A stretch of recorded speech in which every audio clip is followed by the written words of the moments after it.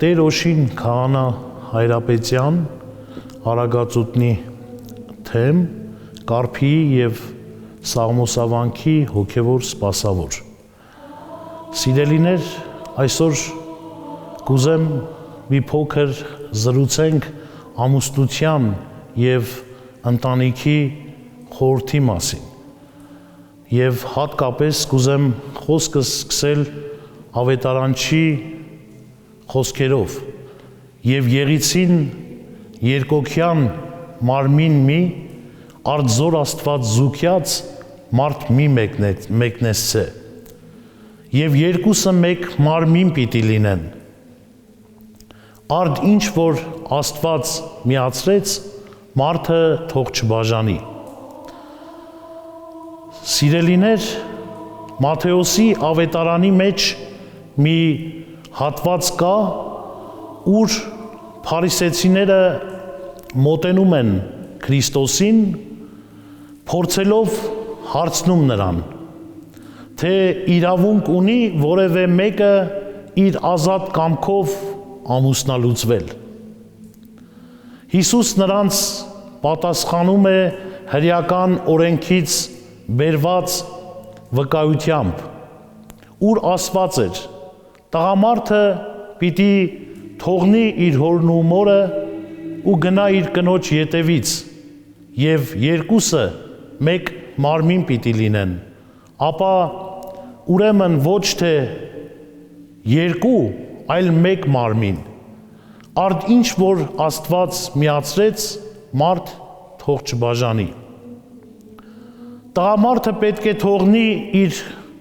հորն ու մորը եւ իր կնոջը միանա։ Սուրբ գրային այս խոսքերի իմաստը ոմանք ընկալում են այնպես, որպես թե Տերը հորդորում է լքել ծնողներին։ Այս խոսքերի մեջ այդպիսի իմաստ փնտրելն անպատեհ ու անբնական է։ Ընդհակառակը, Սուրբ գրքում մեծապես կարևորվում եւ գրեթե բացարձակացվում են զավակների ծնողների հանդեպ ունեցած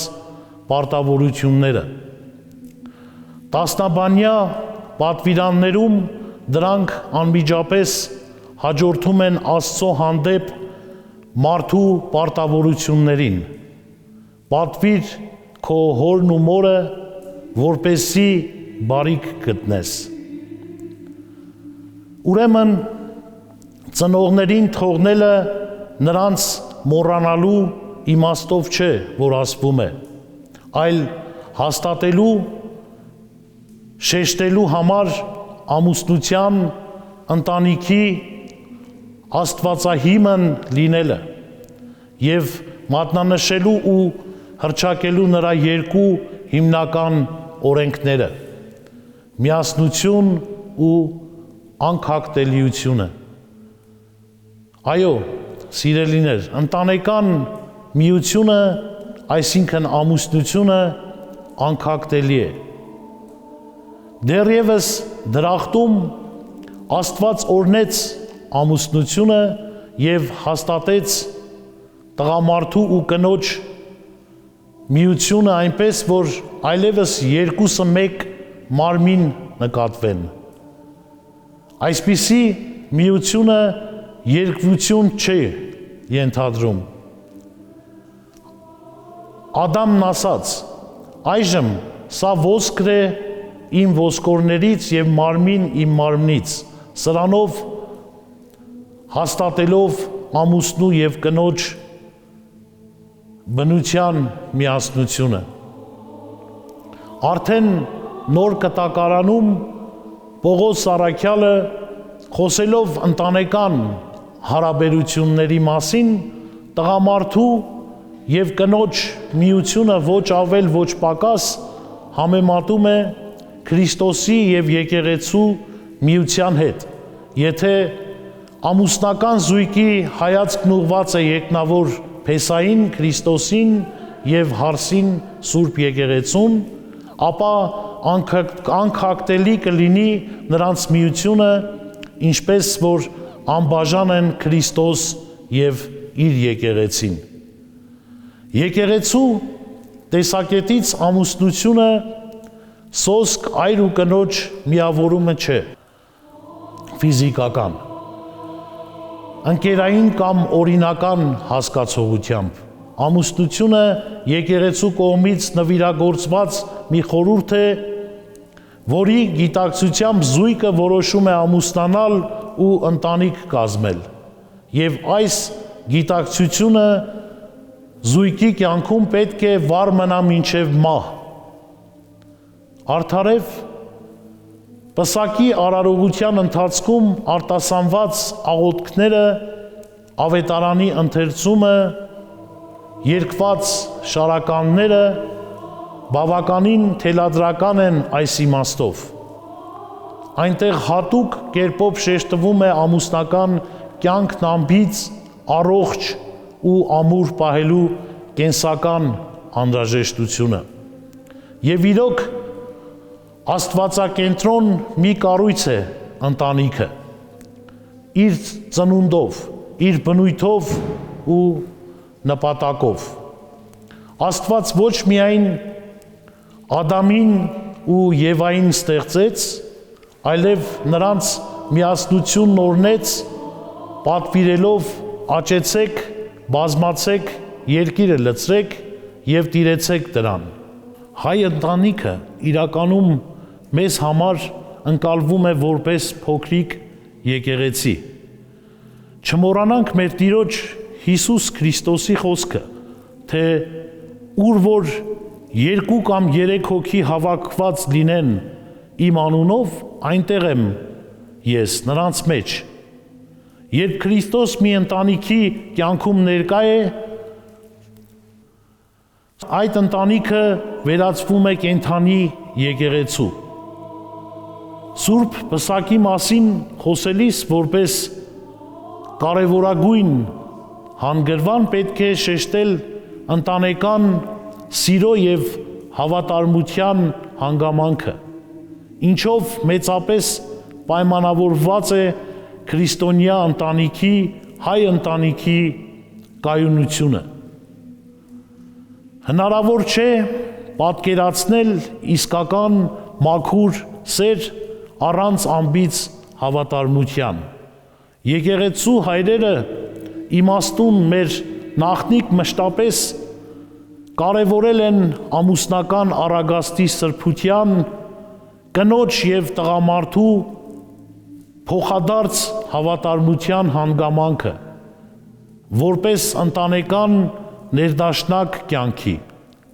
ընտանիքի կայացման, ընտանեկան խաղաղության եւ երջանկության հիմնական երաշխիքը։ Սակայն այսօր այդ հավատարմությունը կարծես իր ուժը կորցրել է։ Տղամարդ եւ կին սիրով միավորված գալիս են եկեղեցի, Աստծո խորանի առաջ խոստանում են միշտ հավատարիմ լինել միմյանց, սիրել ու խնամել եւ երբեք չդավաճանել իրար։ Բայց ահա սիրով սկսված միությունը շատ չանցած սկսվում է խորտակվել։ Եվ հաճախ ենք հարցնում, թե ինչպես պատահեց այդ, չէ որ ուխտ էինք կնքել Աստծու առաջ։ Պատահեց, որովհետև անհավատարմության որոմը շատ ավելի խոր արմատներ ուներ, որն աստիճանաբար մեծանում, ահագնանում ու կործանում է ընտանիքը։ Ըստ էության մարդը ամուսնությունից առաջ Սուրբ պսակի մասին պատկերացում չի ունեցել, կամ այդ պատկերացումը եղել է չափազանց անկատար։ Ահա այս պատճառով եկեղեցին սահմանել է տնօրնեկներ, որպիսի հայ օջախներում ընտանիքի գաղափարը շատ առողջ լինի, առավել ամրանան եկեղեցի ընտանիք կապերը, եկեղեցին կենտրոնական ներկայություն լինի հայ ընտանիքի կյանքում։ Իր կրոնական մթնոլորտով հայ ընտանիքը մեզ համար միշտ մնում է ու պետք է մնա փոքր եկեղեցի։ Մեր ժողովրդի համար ընտանիքը նաև դարձավ փոքր դպրոց։ Հայ մշակույթի ու դպրության հոգեմտավոր արժեքների գանձարանն ու պահապանը եղավ հայ ընտանիքը մեր պատմության ողջ ընթացքում։ Արդարև երբ ներկա օրերի հասկացողությամբ հայ դպրոց գոյություն չուներ, հայ ընտանիքը դարձավ հայ մարդու հայեցի կազմավորում տվող ու հայակերտում կատարող հոգեմտավոր դարբնոցը։ Երբ մեր հայրենիքը կորցրեց իր անկախությունը, երբ մեր ժողովուրդը դարձավ գաղթական ու հալածական, երբ մեր ժողովուրդը ջարդ ու աքսոր տեսավ, հայ ընտանիքն էր, որ իր մանուկի շրթներին այբեմ գիմը վառ պահեց։ Ընտանիքն էր դարձյալ, որ մանուկին դաստիարակեց ազգային արժեքներով ու ավանդություններով։ Հայ ընտանիքն էր, որ հայի ինքնությունն անաղարտ պահեց կյանքի այլասերիչ վտանգների դիմաց։ Վճռական եղավ ընտանիքի դերը ազգակերտումի ու ազգապահպանման առաքելության մեջ։ Այսօր եւս հայ ընտանիքը կյանքի բոլոր պայմաններում մեզ համար մնում է հայ դպրոց։ Հայ ընտանիքի դաստիարակչական դերը մնում է անփոխարինելի։ Կրոնական ու հայեցի դաստիարակչության առընթեր հայ ընտանիքը նաև ստանձնեց ազգային պարտավորություն դառնալով փոքրիկ հայրենիք։ Ճիշտ է, ամեն բանից առաջ հայրենիքը հող է, վարչական կառույց է, ժողովուրդ է միաժամանակ, սակայն հայրենիքը արժեքների, սրբությունների ու ձգտումների մի ամբողջություն է, ոգեղեն իրականություն է ու ազգային ինքնություն։ Արդարև սիրելիներ, մեր պատմության մտքի ու հոգու հսկաները, մեր ժողովրդի կյանքը հոգևոր արժեքներով, ազգային ապրումներով ու հերոսական իրագործումներով հունարված մեր անհատները հայ ընտանիքից ստացան հայրենիքի սերը, արդարև սիրելիներ, մեր պատմության մտքի ու հոգու հսկաները մեր ժողովրդի կյանքը հոգևոր արժեքներով, ազգային ապրումներով ու հերոսական իրագործումներով հունարված մեր անհատները հայ ընտանիքից ստացան հայրենիքի սերը, հայրենիքի համար կռվելու ու արյուն թափելու սրբազան նախանձախնդրությունը։ Նրանք հայրենիքը նախ ապրեցին ընտանիքի նվիրական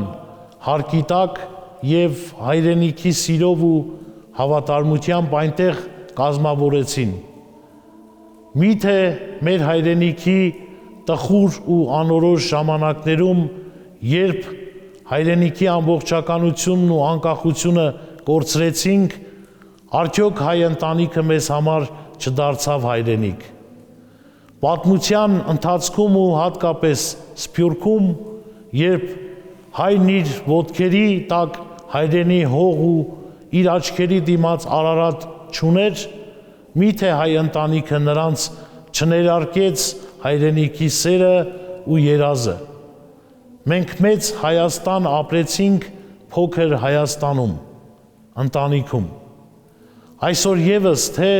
Հայաստանում եւ թե Սփյուռքի մեջ հայ ընտանիքը մի փոքր Հայաստան է ու պետք է այդպես էլ մնա։ Ու երբ փոքր Հայաստանը զորեղ է, մեծ Հայաստանը կդառնա ավելի զորեղ։ Հիշեք, որ անկախ հայրենիքի Սուրբ եկեղեցու եւ անժանգելի դպրության հիմքը ընտանիքն է։ Հետևաբար ամուր պահենք այն իր եռյակ սրբություններով եւ միշտ հիշենք Քրիստոսի փարիսեցիներին տված պատասխանը. «Արդ ինչ որ Աստված միացրեց, մարդը թող չբաժանի»։ Ամեն։